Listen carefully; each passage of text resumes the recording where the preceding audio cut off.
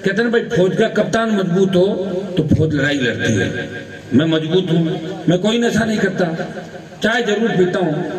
और तुम लोगों ने कहा फीकी चालू करो, मैंने फीकी कर दिया आजकल कोरोना के बाद। आधे लोग फीकी चाय पी रहे हैं, तो चाय का तो नशा नहीं है। मैं थोड़ा लाया था चाय का, चाय तो हर घर में ही बनती है, तो तुमको वो भी छोड़ देंगे। चाय पीता हूँ, चाय पिलाता हूँ सबको जो भी आता है, बाकी नशे से दूर हूँ। जुनून है मेरे अंदर, प्रयास कर रहा हूँ। ये पुलिस यहाँ की खड़ी है, खिमसर की, भवंडा की, ये सारी, मैं इनको हमेशा एक ही बात कहता हूँ कि नौजवान बच्चे जो नशे का काम करते हैं उनको सुधारो। जन जागरण अभियान भी चले, नशा कोई अपना ही नहीं चल रहा है। पंजाब तो नशे से बर्बाद हो गया, बाड़मेर, जोधपुर, तो अपना नशा तो बाहर से आया धीरे धीरे धीरे धीरे धीरे। और नशा लाता कौन है? सरकार है।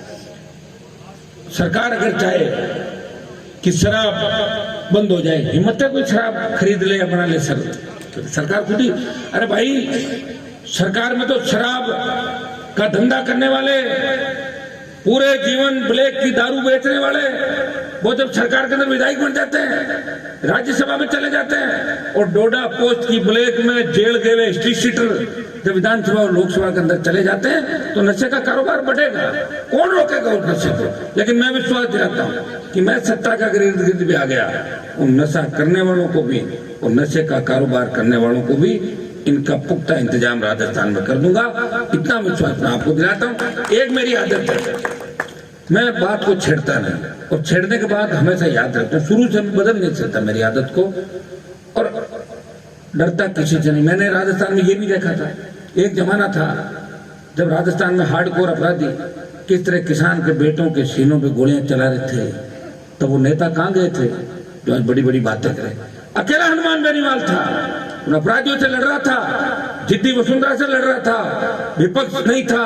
एक व्यक्ति जो विधानसभा में विपक्षी भूमिका निभा रहा था, एक व्यक्ति आज राजस्थान के अंदर विपक्षी भूमिका निभा रहा है। किसान बिजली से तंग है, वो सड़क पे ठंड में बैठा है। बजरी से किसान तंग है, वो बजरी की रेटें कम कराने का काम कर रहा है, माफिया से लड़ रहा है। पेपर लीक हो रहे हैं, वो सीबीआई जांच की मांग कर रहा है। कहीं अगर गरीब किसान के बेटे की हत्या हो जाती है, कोई गैंगस्टर अगर किसी पे गोली बरसाते हैं, तो हनुमान बेनीवाल और उसकी पार्टी के लोग उस गरीब को न्याय दिलाने के लिए सबसे पहले उस स्थान पे पहुंचते हैं। ये इस संघर्ष का ही परिणाम है, ये आपके आशीर्वाद का परिणाम है कि मैं कभी थकता नहीं। और एक बात मैं और कहता हूं आपको कि जिस दिन आप थक जाओ मुझे बता देना, मैं रुक जाऊंगा, क्योंकि आप भी तो मेरी ताकत हो। अभी लोग कह रहे थे कि साहब की तो दुख पड़ना पड़ी, दुख तो पा ही रहे भाई। पहले अंग्रेजों ने राज किया, अंग्रेजों के राज के बाद जागीरदारों का राज देखा सरपंच साहब आपने। जागीरदारों के राज के बाद अकाल का साया, हमेशा अकाल पड़ता था। हमारे नहरी इलाका नहीं था, यहाँ के नेता नहर नहीं लाए, नहर लाते तो यहाँ के लोग मजबूत हो जाते, पढ़ लिख के आगे बढ़ जाते, जमीनें पंजाब की तरह सोना उगलती, बेटे बेटे जर्मनी इंग्लैंड अमेरिका में पढ़ते। उनकी सोच थी कि यहाँ के किसान और उनके बेटे हमारी दरी पट्टी बिछाए, इसलिए आपको यहीं पे रख दिया।